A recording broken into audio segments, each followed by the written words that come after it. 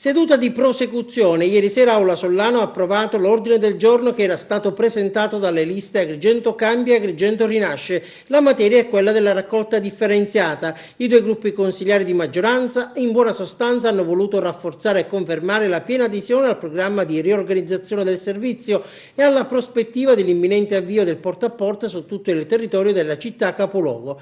Ma l'iniziativa è stata al centro di polemiche. Le opposizioni non hanno gradito, tant'è che giorno prima avevano fatto cadere la seduta e ieri non hanno partecipato al voto e i consiglieri firettiani non hanno esitato a criticare la loro linea di condotta. Pronta la replica. Noi, spiegano Di Moriani, Giuseppe Picone, Gerlando Gibilaro, Marco Vullo e Angelo Vaccarello, ci siamo assunti sempre e puntualmente le nostre responsabilità senza mai sfuggire ai doveri istituzionali. Ma non siamo disposti a prestare il fianco alle loro alchimie politiche messe costantemente in campo per prendersi gioco di Aula Sollano. Il gruppo Uniti per la Città, aggiungono, è pienamente convinta che la raccolta differenziata sia l'unica strada maestra, anzi il Comune di Agrigento è in netto ritardo rispetto alle altre realtà. E la colpa non è certo di chi siede tra i banchi, ma è palesemente riconducibile all'amministrazione attiva.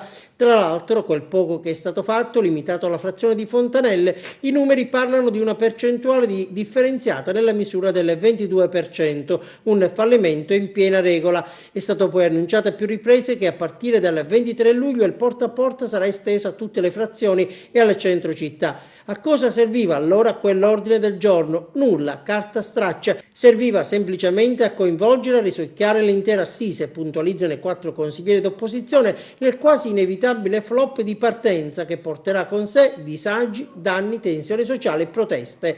E anche il consigliere di Forza Italia Pasquale Spataro prende posizione e afferma: non siamo adusi ad occupare il nostro tempo in Consiglio Comunale per condividere atti privi di ogni fondamento e rigonfi solo di retorica e demagogia. Semmai ci vengano a spiegare come realizzeranno la raccolta differenziata con il bando che scade il 22 luglio e poi con quali mezzi e risorse, con quali imprese. Ecco le risposte ai relativi atti che bisogna esaminare e condividere in Consiglio Comunale, conclude Pasquale Spataro.